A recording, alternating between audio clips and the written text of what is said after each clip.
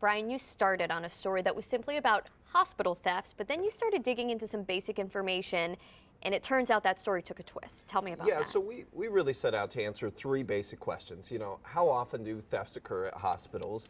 What's been reported stolen? And we found it's cell phone, purses, jewelry, that type of stuff. And what hospitals do thefts occur the most at? And when we got to that question, we found that question to be a lot harder to answer than what we initially thought.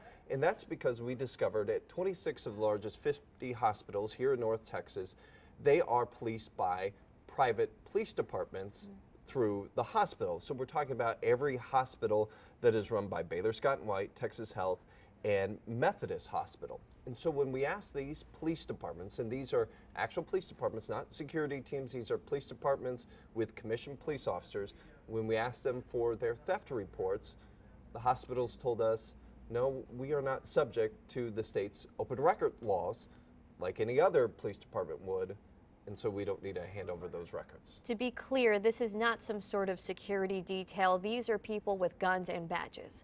Yeah, they are no different than a Dallas police officer in terms of their authority and everything like that. They're the same.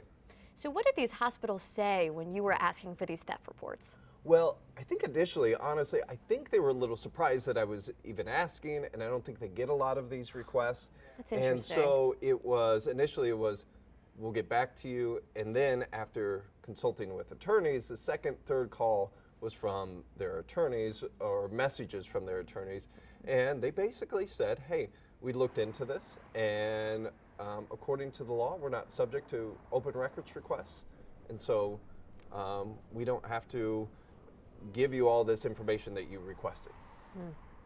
And I wonder why. The thing that makes me wonder is that they were so taken aback when you asked them for the. Do you think they had ever received a request like this before? Do people, patients, consumers, do they ask about these things? Yeah, I don't know how often.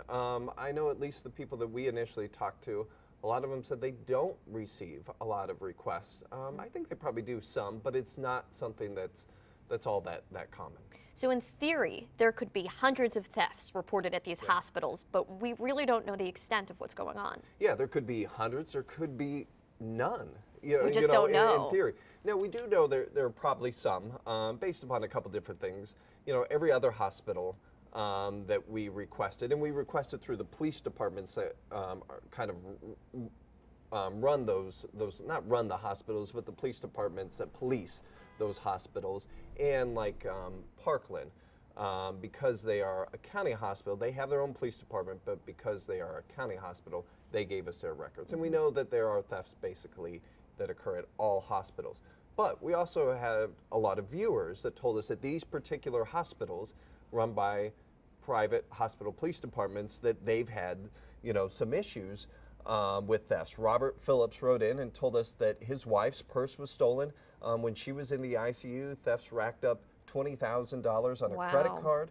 Ken Williams wrote me last night saying when he went to the hospital, he had a pair of jeans that was stolen, and he had $100 and medicine, and it's just the hassle. The jeans, my goodness, like it's just they're really just taking whatever they can from the rooms. And then Rita Williams, this one kind of got to me a little. She said that my daughter was while fighting cancer lost her wedding rings. She was in the lockdown ward at the hospital. She said that this should have been easy to find, but she says, I guess not when it comes to thieves.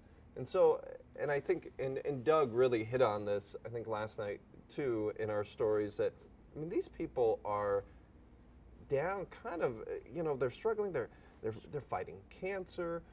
We interviewed a family that their mother passed away at the hospital. And so they are already down, on their luck. They have bigger things on their mind than to worry about protecting their valuables. And it takes a certain kind of person to want to target those people. And not only down, these people are distracted, rightfully so. If we've ever had family members, and I know a lot of people have, in the hospital, that you're not focused on is her purse out of sight, out of mind? You're worrying about, okay, the doctors are coming in, the nurses are coming in, what are they telling us? And you just assume, it's one of those things, when you think you're at a hospital, you think you're safe. Yeah. You think there's some oversight as to what's going on. Clearly, that's not the case. Yeah. And it's not just patients that reported thefts. There was also a lot of visitors that came in that were dealing with, family members who were sick. And obviously their minds are somewhere else. And, a lot of the police departments and the hospitals told us, hey, the best advice is to leave your valuables at home. But they also admitted that a lot of times these trips to the hospital, they're sudden, they're, they're not scheduled. And so you're not thinking about, hey, let me make sure to leave my wedding ring at home as I'm being rushed off to the hospital. No, absolutely not. It's just not top of mind. So obviously we know when people get sick or when an emergency strikes, you don't have time to plan. Even you can't even really look at what hospital you're going to. It's a matter of where does the ambulance take you. How does this information, especially if it is accessible to the public, how can this help consumers make the best decisions about where they go? And can it help people? Well, I think this kind of boils down to, because we asked, questions about that, and, a lot of people had told us that, when the state of Texas, when they issue a license to a police officer, there is the expectation of some sort of accountability. I mean, you would expect that with the Dallas police officer, and along with accountability kind of comes transparency. It's kind of why we have dash cameras, body cameras.